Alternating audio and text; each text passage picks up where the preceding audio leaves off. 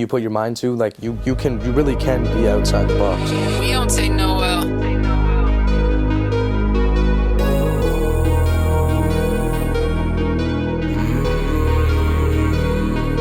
Way too many people in my ear telling me I'll never be shit. I'm just trying to make my family proud. I know God got a plan for me. I'm just really trying to see it now. And I'm gunning for that title. I don't care in front of me, just know that I'm rightful. Man, I ball like We're Michael. now officially quiet on the set. Welcome back to episode 3. I got my man CDOT, the other Christian, Yo. the better Christian in the Niagara Falls area. Thank you for popping out, my man. How you doing today? Of course. No, I'm doing good here. I like that. Nice and official, firm. Nice you got and a nice official, firm handshake. handshake. Nice Thank you. handshake. Shouldn't have done the other one. Actually, I know how to take watches off from shaking people's hands. Oh, you do? So it's a good thing you didn't give me the left. Why do you know how to do that? You know, it's crazy. So when I was a kid, this is actually funny. I'll bring this up. When I was a kid, I fell in love with magic. And the art of misdirection. And there's this guy, his name is, don't remember his name, but he did a TED Talk. I'll pull it up on the art of misdirection, and he pickpockets. You're gonna get eventually. I have faith in you. Squeeze firm. Squeeze. You're human. You're not slow. It's back on your shoulder. You were focused on your hand. That's why you were distracted. While you were watching this, I couldn't quite get your watch off. It was difficult. Yet you had something inside your front pocket. Do you remember what it was? Money? Check your pocket. See if it's still there. Is it still there? Live on stage in Las Vegas. That's his show. He pickpockets people from the audience. He'll bring them up on They stage. know what's coming. And they know what's happening. And he'll still find a way to take their wallet, their keys, their phone, their watches, their earrings, take it all off of them and make it a show for all the people that are watching at home. It's the craziest thing ever. But I learned how to do it. So let's see your watch here. Just like on the bottom. See, you got a good one. This one can't be taken off. But you know the ones that have the straps, the OG straps? Yeah. Basically, you stick, as you're shaking the hand like this, you stick the finger in it and you unlock it, and then you pull it like this as you come down. Damn. It's really cool. Damn. Anyways, getting way off topic. More you know. CDOT, musician, actor. What else are you?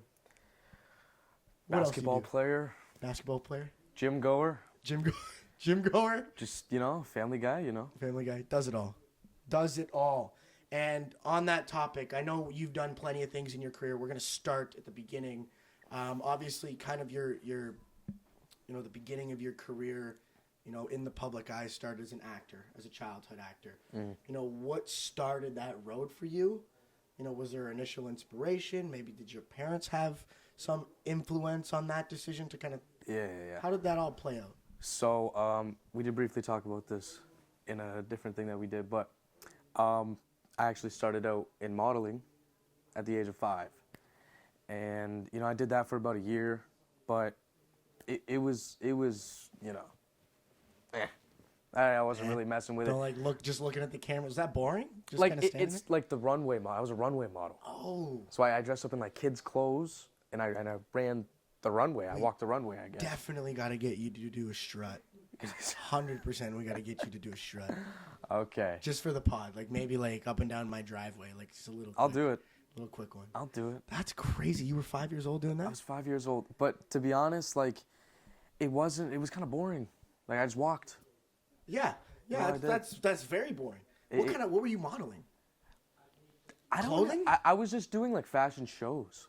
Wow. Local fashion shows. I really don't even remember what I was modeling. I just remember being there. But anyway. You just remember being there. Dude, that's that age though. That's that age like 5, anywhere from like 3 to like 8. You don't it's a blur. Yeah, for sure. But so basically the modeling agent, he was like, "Yeah, we can send you to New York if you want to go to New York and do modeling." I'm like, "I don't even want to do this. I don't want to do it." I wanted to stay in the entertainment industry though.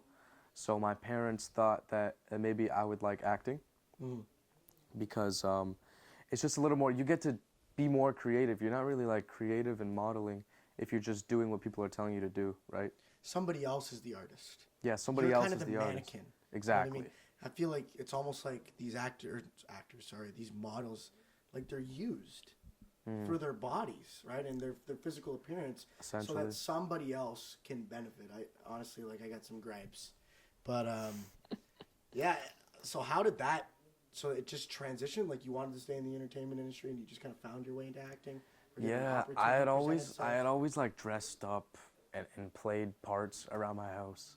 Like Oh, I see. I pretended to be like You're the superheroes, kid, or yeah. I pretended to be like a plumber one time, and I would act it out. I would just put on this persona of a plumber, and so, you know, my dad saw that and he thought that maybe I would want to play roles, like act in roles, Try it. which I found out that I did indeed enjoy. You know, at first it wasn't my decision, to be honest, to be an actor, but I enjoyed it, and it was all working out for me too. So I stuck with that path. That's awesome, man. I mean, it's crazy though that you started so young. That's the one thing that I keep going back to is, you know, at that age, like, there's not a whole lot of understanding as to, you know, who you are as a person. What do you enjoy? Do you really enjoy doing that? And that's why my next question is, what do you think was the most rewarding aspect of your early days as an actor? Because, you know, at that age, like I said, you don't really know what's happening. Did you enjoy it? Like, was it rewarding? Well, it's just like, you know, if you think about that age, you know, most people, most kids, I know especially me, you have a huge imagination. You Oh, yeah. want to do stuff like that. You want to have some fun. Like Yeah. you do stuff like that anyway, and it's just like it just gave me the ability to do it and do it with a bunch of people and a bunch of kids just like me too. So it was a very creative environment. It always had been, and it was just overall fun to just be hanging out with people and doing this together and going through experiences together. What was it like? You worked with obviously some fellow childhood actors. Who were they, and like where are they now? Do you have any names off the top of your head? Yes. Any specific ones? Because I mean, obviously they were probably in and around your age range at the time, maybe a little older, maybe a little younger, but they would be adults at this point. Yeah, for the most part. I did a show, Odd Squad. I was Yes. Agent Owen on Odd Squad, and that show was full of kids. So you got people, and these are still friends that I talk to just from meeting them on the show. Millie Davis, you may not know her, but you ever see the movie Wonder? I've heard of it. With is a book too. It started out as a book about this kid named August Pullman. The kid who's got like a deformity. Yeah. I have seen that movie. That was a great movie. By So the way. she was I can't remember the character's name, but she was the girl in the movie. Like, I think it was the girl who was making fun of him. No, she was like the one that kind of Helped him. befriended him. Yeah. Interesting. And then yeah, a lot of people from Odd Squad actually moved on to do some pretty good things. You got Anna Cathcart, if you ever heard of that name. She was on Descendants, and what was that one? The movie. I can't remember it. Owen would know it, but I can't remember right now. But I remember her role in the movie was Kitty, and she had her own TV show, XO Kitty or something like that on Netflix. Wow. And you still keep in touch with these people actively? You're still, Oh yeah, acquaintances or friends? Not every day, obviously, but Right. here I mean, and there you guys we'll all reach have out your to own each other. lives and Yeah. other stuff going on, but that's really cool. I mean, it definitely beats, you know, the connections I made being a hockey player and in daycare and shit like that. So that's really, really cool. And I'm sure you guys will be seeing each other at some award show. Dude, daycare, bro. Daycare. I was in daycare. That's it. I was meeting on like me. I gotta cut that out. I can't use that language. Cut that I'm out. cutting that out. No, but I was meeting, you know, other people who were, you know, of the same status. And I think what's interesting in your case is that, I hate to bring this up because maybe it makes you feel uncomfortable or whatever, but, you know, it comes with the territory of being an actor, the fame and the social status that kind of gets placed on you. You don't really have any choice in the matter. But the people that you kind of grew up with were all, you know, a part of that circle. And this is a question that, you know, I was thinking about is, did you notice that? Like, your surroundings, was it very privileged? Were these other children very, very privileged, almost spoiled? Like, was that, you know, a factor? Like the people I was working with. You're Yeah, talking about? yeah, and even yourself. Like, did you experience any issues as a young person maturing? I mean, me personally, my parents didn't want me to become like, you know, accustomed to to being spoiled or whatever, just being treated well, because when you're on set and you're an actor, they will tend to your every need, and like the assistant directors and stuff like that, they'll tend to your every need. They'll do whatever you tell them to do. But you know, my parents, and there are kids, yeah, that will. They know that, and they'll 100% abuse take that. advantage of There it. are divas in the acting industry. I've seen it. But me, like, my parents wanted to keep me grounded. So I never personally tried to be like that. I always was just grateful for every room I walked into in the acting industry, and just and everything I got to do, every role I got to play. I was always grateful. I was always just happy. And yeah. It's a great way to look at it. I love that little statement that you said, you know, grateful for every room that you walk into. That's the right way to approach it. You know, I'm grateful that you walked into this room. I'm very grateful that you took the time, but that's a good way to look at it. And talking about some of the roles that you played and that you were grateful for having those opportunities, was there one role in particular that you remember, maybe one that, you know, you really enjoyed playing, or just the process of auditioning for, you know, is there anyone that really, you know, you remember? There's a couple. Definitely Oz Squad was a very, very, very fun show to be a part of. Everything from the whole production team, like everybody involved in that show were just very fun and full of life. My castmates, you know, like I said, became great friends with them. It was just it was a very good environment. And apart from Odd Squad, there was this one role, you know, Murdoch Mysteries. Yes. So I did an episode of Murdoch Mysteries where I played a guy named Ben McQueen, and he was supposed to be a young Sherlock. So the episode was called The Return of Sherlock Holmes. No way. So it was when Sherlock You played Holmes... Sherlock, like a little baby Sherlock? Like baby Sheldon? You Well- were baby Sherlock? No, so here's the thing. I modeled myself after Sherlock Holmes. I actually worked together with Sherlock Holmes to solve the case of my parents' disappearance. So that was just like, to be on that show, first of all, was just like insane, because Cool. that's a crazy show. It's a crazy show. And that role was just a very interesting role to play. Like, it was, I remember I was 8 years old. It was just so many monologues, like so many paragraphs to remember. Yeah. I'm not even gonna lie to you. I can imagine. It's tough, right? It was tough. But you know, everybody involved in that was just so patient with me, because being that young and taking on that big of a role, It's tough. it is tough. It's not easy. It's not easy, but I mean, you're still a kid, right? And Right. the pressure, and you know, you got long days, you know, high expectations, high pressure. And this is one of the questions that I definitely kind of wanted to guide the conversation towards, and I appreciate you doing that, is, you know, as a younger actor, like, focus and attention span and professionalism are maybe things that can escape young actors. You know, how did you go about keeping yourself prepared and locked in on a day-to-day basis?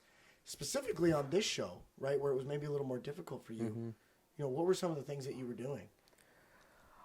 I feel like even at a young age, I still knew that I couldn't really afford to get distracted. Like, I knew I had a job to do.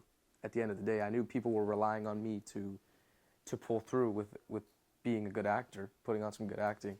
So, but yeah, to be honest, like, when I'm on set, I'm locked in. But I think as a young actor, when I wasn't on set and I was doing other stuff, I could definitely see myself getting distracted. Right. Was there anything that you did to, like, help yourself stay in the moment, stay grounded and pay attention? Oh yeah, I actually used to meditate. Meditate. I had, like, you know, the Headspace app? Yeah. I used to use the Headspace app, and I would just go through the motions of what the voice was telling me on the You phone. just kind of, like, go, like, and put yourself in, like, a different Yeah, place. Like, put that yourself kind of in a meditation? state that just calms you and brings you down to, like, just the absolute present. I love that. I got to try that, because I have a hard time, man. I'm all over the place. Like, I have a very hard time staying focused, and I figured, like, if I'm having a hard time doing it at this age, Yeah. right, on camera, and just getting yourself, like you said, into those states where you can really, you know, leverage the natural skills that you have. Like, you were a talented kid. There's no denying that. But people who have talent like that, they have to unlock it. Yeah, Right. you definitely have to be in the moment when you're on camera. You can't have a bunch of things running through your mind because, like anything, like being an athlete, like a lot of it is a mental thing. You can't have a bunch of things running through your mind because it'll show on camera. It'll show in your performance. You got to know how to just be in the moment and do what you got to do. And you got to put me through some training. Maybe I got to download the Headroom app. I don't know, but it's definitely something that gets to me. My brain goes all over the place. Speaking of brain going all over the place, we're gonna switch gears here. All right, now we're gonna get into the music aspect, which is the predominant force in your career right now. I would say you're primarily a musician. It's what you love to do. You're having a great time doing it, and just tell me about that transition. I mean, from acting to music. Again, how did you get there, right? Like, because now there's two transitions. Modeling to acting. Now we got acting to music. What's the next one? I don't know. I always wanted to go to the NBA. I don't see that really working out, though. But. Hey, you brought it up. I asked you, who are you? Who are you, CDOT? A baller? Musician? Baller was like, I think you said that like that was your second answer. Yeah, I mean. When you started the pod, that listen, was your second answer. If it's not, I'm getting a call right now, but if it's not music, if it's not acting, it's basketball. You love basketball. Love basketball. Do you play? Do you play like on a team or something? I mean, not now, but I played my entire life. I graduated high school and then I stopped playing. But I think in the summer I'm gonna join the men's league. I'm gonna continue playing just for fun. Yeah, good for you, man. It's always good to like stay close to your hobbies. You know, if you enjoy it, do it. It's a healthy outlet for sure, and it maybe can help you get away from the music, right? Because I'm sure being an artist and a rapper can sometimes be draining. Obviously, you love it. Of course, you love it. Of course, but yeah. Every time you need to kind of like you need to step away, right? Yeah. But stepping back to music, tell me about that transition and how it was made. So, in my acting career, in the middle of it, I started making music as just kind of another thing to add to my repertoire for acting. It wasn't really a priority of mine at the time, music. And I would just make. You could compare the music I made back then to like teeny bop stuff, just real poppy, real young sounding, just for fun stuff. I think we're gonna roll one of the clips. So yeah, you can roll Preteen Baller right now if you want to. Right now, it's rolling. Like verse on. So watch me put up 30 like the number of Steph Curry, hitting threes from everywhere. My young talent's kinda rare, like Michael Jordan or LeBron. I'm a young aspiring baller, dreaming someday I'll get taller, cause I'm just a preteen baller. That my brother actually wrote for me, because at the time I wasn't writing my own music. I wasn't thinking about making my own music.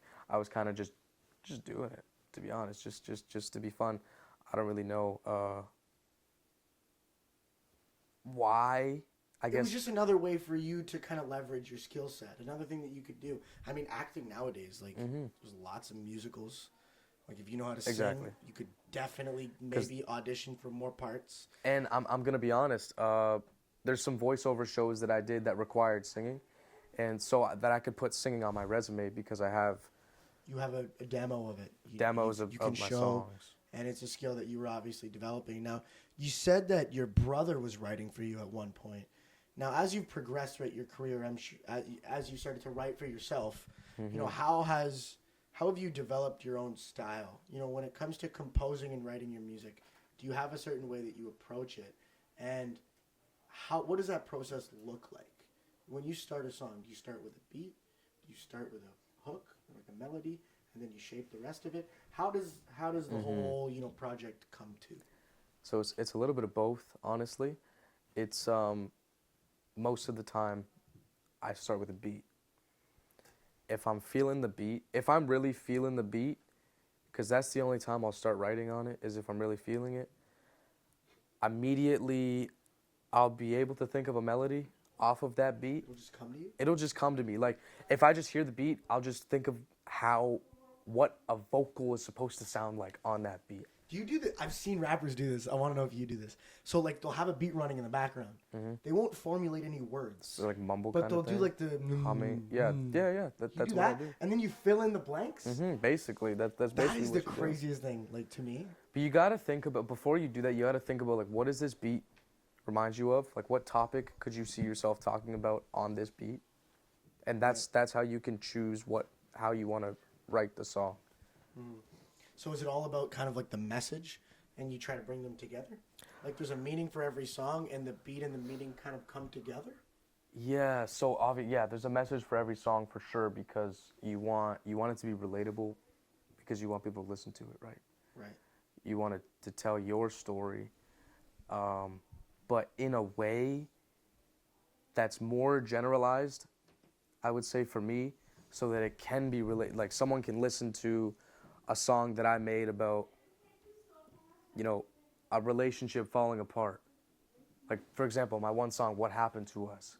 The lyrics go, what happened to us? So cold-hearted, our souls departed. So, like, if somebody's just watching the relationship fall right in front of their eyes, thank you. That was very, very good. I appreciate that. And they listen to that song and be like, wow, this is actually going on real time for me. Right. So you're looking for that, the way to inspire other people, the way to build that connection. That's very difficult to do. So how do you, obviously it takes some great social awareness. Like, is that where it comes from within you? Is, you'll develop an understanding of a certain message that you can, kind of apply to a beat. And then from there, how do you shape it? Like, because it's easy to come up with a melody, like one couple of bars, right? And then how do you follow that? Like, I do freestyles, bro, and I'll get 3 lines in, and I'm done. Because I can't think of shit, right? Like, I just, for me, what the craziest part about this style of art, creating vocals and writing for 3 minutes, and all making sense, and it all coming back to fundamentally the same issue and the same message, is impossible to me. Like, Well, here's what they say to look at it. Here's how you look at it. The chorus, which is the hook, the catchy part of the song, the part that repeats in the song. It's more so supposed to be catchy and less in depth. That's why, like, the song I just sang, there's not that many words in it. It's just very catchy and like melodic. But when you get to the verses is when you really say what's on your mind. I see. So like, So then that's where you paint the picture. that's where you paint the picture. I see. And that's where, if it's a heartbreak, you talk about what actually happened. You make it sound so easy, man. You make it sound so easy. If it really was that easy, there'd be more people doing it at the level that you do, and it's very, very difficult to do for sure. Another thing I wanted to talk about, so, you obviously, you make music not only with yourself and for your own stuff, like solo work, right? But you also collaborate with other people. Yeah. That's a big part of this industry. There's tons of features Oh, and 100%. whatever else. 100%. How do you make the best of 2 different artists? The best of both of you. How do you bring it together? It's something that may not be easy. It's probably a lot harder than most people think. Is to take 2. I'd say the way I go about features is, to be honest, it's pretty easy. You just kind of reach out to people. What I do is, people reach out to me. If I like their music, I'll go check out their music. If I personally mess with their music and I could see myself on a song with them, like, I listen to their sound, but if I can picture bouncing off of that sound. Like, if there was a way that your sound could complement theirs? Yeah. So, honestly, I try not to collab with people that sound too different from me. Just because, then I can create a song that gels together pretty well. So, it's really just as simple as reaching out on Instagram to anybody. Like, someone reaches out to me on Instagram, I'll check out their music. I like it. I'll respond to you. I'll say, yeah. Go from there. We'll go from there. I'll shoot you my number. We'll talk about it. Wow. That easy. It's that I'm gonna easy. DM you after the show. We're gonna get to work. Let's do it. All right. I would love to make a song. You know how much fun that would be? Obviously, you'd have to write the whole thing and sing half of my verse for me, but I would love to be involved. Absolutely. I feel like it would be so much fun. I loved to freestyle back in the day. I had a great time freestyling. Yeah? I used to just hang out with my boys. That was what we did. High school brothers. Back in Markham, when we weren't playing hockey and getting up to no good, we'd be freestyling. But back to the featuring thing. Like you said, you don't like to choose people who are too different from yourself because it helps you bring the song together. To that point, is there anybody in the industry today, widespread, I'm talking top to bottom, Drake down to me, like you could pick anybody, right, that and the verse would be free, and you don't have to pay, and you could just hop on a track with them? Who would you choose? And to take it even further, after you choose them, what kind of song would you make? So again, I would still even choose someone that I know I could sound good with. Like I wouldn't choose someone like Kanye West. I'm gonna be honest, because I don't think I could. Can't vibe with that. Yeah, I vibe with his music, but I don't know if I could hop on a Kanye West song. But I wouldn't even say a rapper. I would just go with Justin Bieber, to be honest. You'd pick Justin Bieber? I'd pick Justin Bieber. Wow. Why would you pick Justin Bieber? Just the sound? Like the way this music... Yeah, like how I it's definitely composed? think... I take a little bit of influence from Justin Bieber. I have kind of like a pop rap sound, like Kid Laroi vibes. Right, yeah. I just think, and Justin Bieber, he's Justin Bieber. He knows what he's doing. He knows what he's doing. I think he's got like 400 mil or something like that. Whatever he has. He's got a lot of money. He's a legend. And he's been doing it since he was a kid. Is there part of you, like, do you relate to him a little bit? A little bit. Different levels, A little different bit, scale, yeah, right? yeah, You know what I yeah. mean? Totally different. I mean, that guy was like world-class superstar when he was like 14. So like it's a different level, different type of experience, but in a way you've experienced a similar upbringing, right? Oh, for sure. Do you think you guys could make a song about that? You could make a song about like struggling with, I'm too famous. just struggling with like not being able to enjoy a full childhood due Right. to, being on the road, doing other stuff, and not having time to spend back home, which is what you would normally be doing if you were not doing what you're doing. Right. I honestly, I don't know who I would pick. If I could make a song with anybody, Yeah, who would you? Would it be a rap song? I don't know. I definitely can't sing. So like it probably have to be a rap song. Probably have to be a rap Probably song. have to be, or country. You know what? Country, like, I feel like country, you don't really have to sing. I'd make an EDM song. That's what I'd do. EDM song. Because it's all on the computer. I just fucking press Collab the with buttons. Deadmau5. Yeah. Local legend, by the way, Deadmau5. He is a local legend. A shout out. But I honestly, I think it would either have to be rap or acapella. Acapella. Acapella. Just Buddy, just do it. boots and cats, man. boots and cats. Okay. All right. That's all I got, man. That's I all I respect got. it. No, I but I respect it. honestly like. There will come a point in my career where I will try to make a song, 100%. Because I feel like it's another avenue, right? Exactly. And there are certain beliefs that I have, within me that I feel like could be shared through, the medium of music. Music is such a powerful communication tool. It's So powerful. so powerful. But I think my purpose is a little bit different. Like I was saying in episode 2, I'm primarily focused on entertainment. And I want people to have a good time. And that's why I choose to do this. Because I find, when I'm struggling with things, I love to just throw on some good old-fashioned comedy. I love to kind of kick back and relax. And it's really like a safe place for me. Is just to enjoy the company of other people, have a good time, laugh, have some good conversation. And it really seems to help people. I just don't know how I could apply that to music. I would love to. right.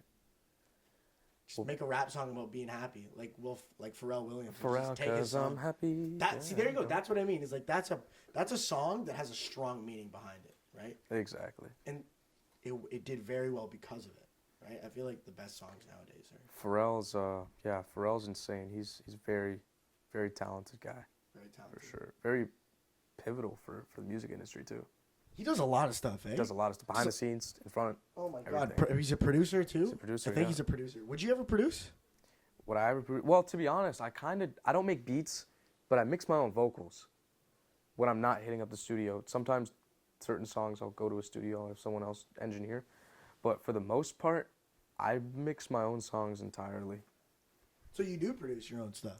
In a way, I don't make beats though. You don't make beats. No. It's hard to do.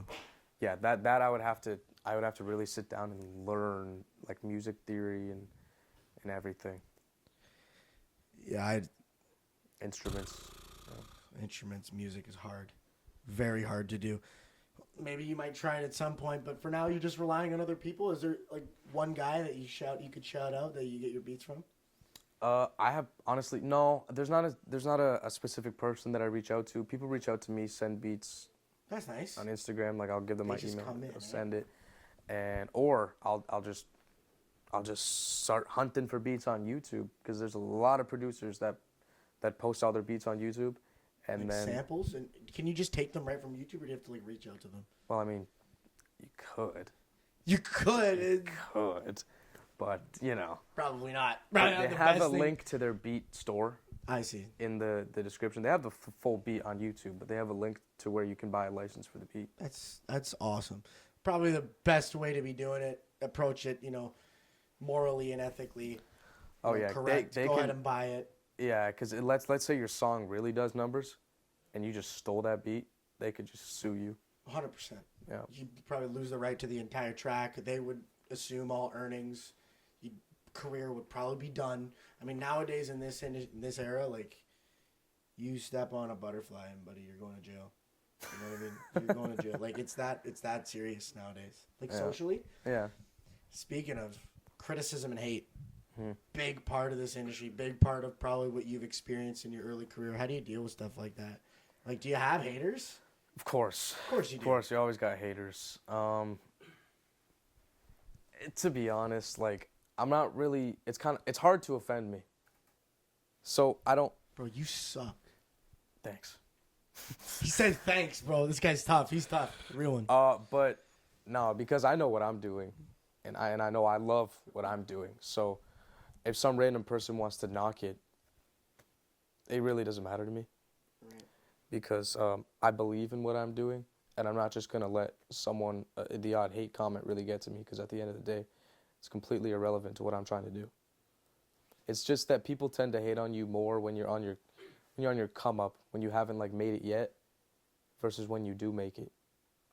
Like when they don't believe in you because you haven't made it to a certain point yet in their eyes that's successful, they'll hate on it because they don't think it's possible. But that's just because they're the same people that are at home typing the hate comment. That's all that they know how to do. Yeah. See, the thing is, they're jealous of your ability. They're jealous of your skill, jealous of the opportunity that you have, that you've earned, right? And they wish they could be there. The only way they can be a part of it is to shit on it. Exactly. That's all they have. I've literally had people reach out to me saying, it's no fair that you've been successful in your music career and I haven't. First of all, I looked at that person's music, absolute garbage. But Bro, anyway, what the hell is that guy? He said it's no fair. it's not Sound fair like a that child, bro. yeah, it's Sound not like fair. a kid. It's not fair that Sally got a cookie. Yeah, and he What wanted to the beat fuck? me up over it. Oh my God, bro, that's disgusting. That's the way some people approach it. I mean, I look at it this way: if you're good enough to get rewarded for your work, it means that your work is probably good enough to be rewarded. Like Exactly. you earned it, bro. Like there is That's no why, way like- in this world that you become anybody of substance without working for it and earning it. Yeah. It's not luck. It's not luck that you have 14,000 followers on Instagram. It's not luck that you played at the NLE Choppa concert. It's not luck that you have all these things. You worked for them, right? It's a long time in the making. And it's like I wish people were more like if they see other people doing good, they're happy for them rather than trying to knock them down for it. Because that's how I am. If I see someone else doing good, like Owen, Motion Visuals, he's doing great right now. He's going up. I'm clapping along for him. I'm helping him. Like that's just, I don't know. That's just a better way to look at things. It is. It's the right way to look at things. because you hope that you have people around you who are hoping the same things. Exactly. You know what I mean? You want to surround yourself with those people. And speaking of doing stuff like that, you know, just to kind of wrap up the podcast, surrounding yourself with the right people, you know, choosing the right message, choosing the right direction if you wanted to be a musician. Do you have any advice for maybe some of those younger and less experienced musicians that they could really feed off of? You know, something that they could be doing to help them take the next steps? Yeah, you really just have to just have the mentality that you can do anything you put your mind to. Like you really can be outside the box. Like you don't have to do what you've always been told, do what most of society does. And because that's why people don't try to step outside of the box, is because truly they believe that it's just not possible for them. And then that'll show, like they convince themselves it's not possible, they won't be able to move like it is possible. You gotta want it and go at it. Once you want it, you gotta that's want a it big and issue. truly. I saw something that said, if you want 1 million followers, like if you want to be a successful content creator, you, even starting at 0 followers, have to move like you already have your 1 million followers. Right. Well, you have to, you know, project that. Mm-hmm. Like you said, I mean, the people who, you know, want things, but, you know, they don't think they're going to get it, and they don't approach it as if they will get it. You know, it's the drive and the want. So, you know, for all those kids at home. Another thing I will say is a lot of people, they talk about the visions they have, the stuff they want to do, but then they'll just sit on it. They'll just keep talking about it. But you really just have to just get after it and do it, because at the end of the day, even if you don't get anywhere, at least you'll have the satisfaction of knowing you tried, and you'll be in the exact same spot you were already in, so what's the difference? Hey, you miss 100% of the shots you don't take. Wayne Gretzky said it best.